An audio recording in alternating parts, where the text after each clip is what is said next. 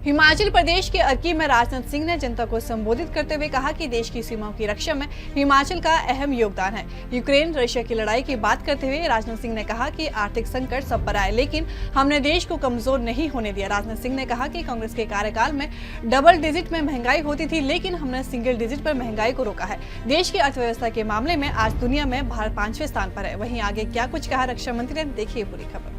राजनाथ सिंह ने कहा कि अगले 10 साल में भारत अर्थव्यवस्था के मामले में विश्व में टॉप 3 में होगा। इसके लिए भाजपा कार्य कर रही है। राजनाथ सिंह ने कहा कि देश में अगर आज कोई भाजपा का नेता भ्रष्टाचार करता है तो उसे हटाने में भाजपा संकोच नहीं करती है।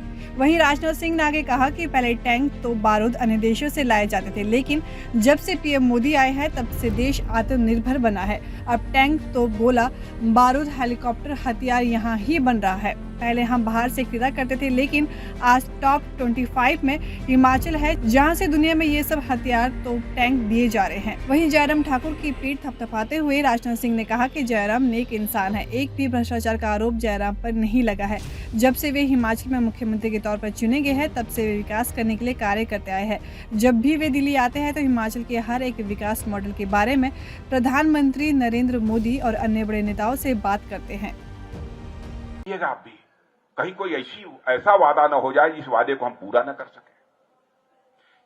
इस बार का भी जो लोकसभा का 2019 का चुनाव हुआ उसमें मोदी जी ने कहा कि राजनाथ जी आप ही देखिए कि घोषणा पत्र तैयार ऐसा हो जिसमें हम लोग वही वादे करें जिन वादों को हम पूरा कर सकें। इतनी सावधानी बरतते हैं हम लोग। मैं जानता हूं आम जनता को इस बात की जानकारी नहीं है। और बहनों भाइयों उठाकर देख लीजिए, क्या हम लोगों ने नहीं कहा था अपने घोषणा पत्र में कि हमारी सरकार बनेगी जिस दिन संसद के दोनों सदनों में बहुमत मिल जाएगा, जम्मू कश्मीर जिसको कि धारा 370 के तहत स्पेशल स्टेटस मिला हुआ है, चुटकी बजाकर हम समाप्त कर देंगे।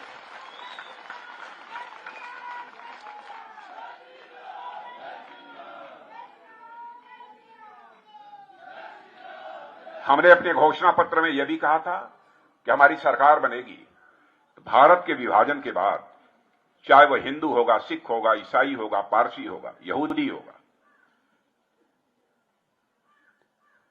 जिनका कि अफगानिस्तान, पाकिस्तान और बांग्लादेश में आज भी उत्पीड़न हो रहा है, और यदि वह भारत आना चाहते हैं तो उन्हें भारत की नागरिकता देंगे। इसके लिए हम नागरिकता कानून पास करेंगे। हमने किया कि नहीं किया? मैं गृह मंत्री था उस समय, संसद में यह कानून पेश किया था, यह विधेयक मैंने पेश किया था, लोकसभा में पास हुआ था, राज्यसभा में बहुमत न होने के कारण पास नहीं हो पाया था। बाद में अमित जी जब गृह मंत्री उसके बाद बने तो उन्होंने पेश किया, राज्यसभा से भी पारित हो। अब ऐसी कई चीजें हैं जिनकी मैं चर्चा यहां पर बहुत डिटेल में जाऊंगा तो लंबा समय लगेगा। जो कहा वो हम लोगों ने किया। आतंकवाद का जहां तक सवाल है, मैं एक एक मुद्दे को ले रहा हूं आप लोगों के सामने। आतंकवाद का जहां तक सवाल है, बहनों भाइयों, क्या सच नहीं है कि जम्मू कश्मीर में धारा 370 समाप्त करने के बाद आतंकवाद में कमी आई है? हम ये नहीं कहते हैं पूरी तरह समाप्त हो गया, लेकिन हौसले पस्त हो गए हैं कि नहीं हो गए?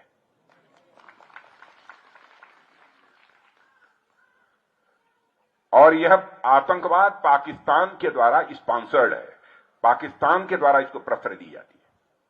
भारत को अस्थिर करना चाहता है, भारत को डिस्टेबलाइज करना चाहता है, इसलिए वो इस प्रकार की नापाक हरकतें करता है। लेकिन जो भारत में कभी नहीं हुआ उसको भी करके हम लोगों ने दिखाया। जिस समय पाकिस्तान के आतंकवादियों ने उरी और पुलवामा में आकर घात लगाकर हमारे जवानों के ऊपर हमला किया और हमारे जवान मारे गए, उसके बाद हमारे प्रधानमंत्री जी ने बैठकर हम 2-3 लोगों के साथ चटपट फैसला कर लिया, और उसके बाद आपने देखा कि हमारे सेना के जवान भारत की धरती से नहीं बल्कि पाकिस्तान के अंदर जाकर एयर स्ट्राइक करके आतंकवादियों का सफाया करने में कामयाबी हासिल की। यह होती है हुकूमत।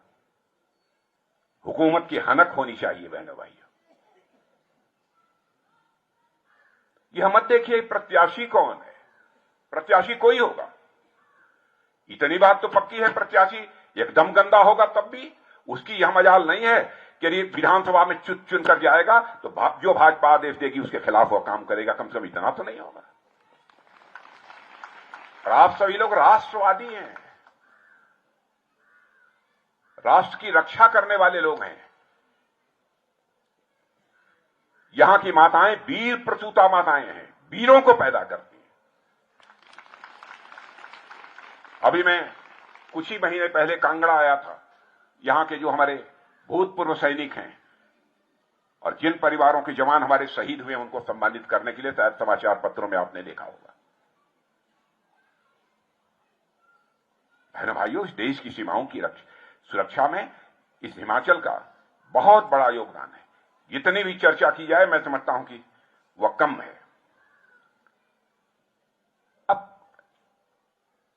इस समय यूक्रेन और रशिया की लड़ाई चल रही है, मालूम है। कोरोना के कारण भी आर्थिक संकट पैदा हुआ था। केवल भारत में नहीं हुआ था, दुनिया में हुआ था। दुनिया आज भी उस आर्थिक संकट से उबर नहीं पाई है, लेकिन काफी हद तक हम उस आर्थिक संकट से उबरने में कामयाब हुए हैं। लोग कहते हैं महंगाई आ रही है साहब, महंगाई बढ़ रही है। बहनों भाइयों, अमेरिका दुनिया का सबसे धनवान देश, सबसे ताकतवर देश, जाकर कोई देख ले कि वहां पर मुद्रास्फीति की दर क्या है, महंगाई की दर क्या है। कोई आकर चीन में देख ले, वहां महंगाई की दर क्या है। बहनों भाइयों, कांग्रेस के समय डबल डिजिट में महंगाई पहुंच जाया करती थी, लेकिन हमने सिंगल डिजिट 7% के आगे नहीं जाने दिया है। यह करिश्मा है हमारी सरकार।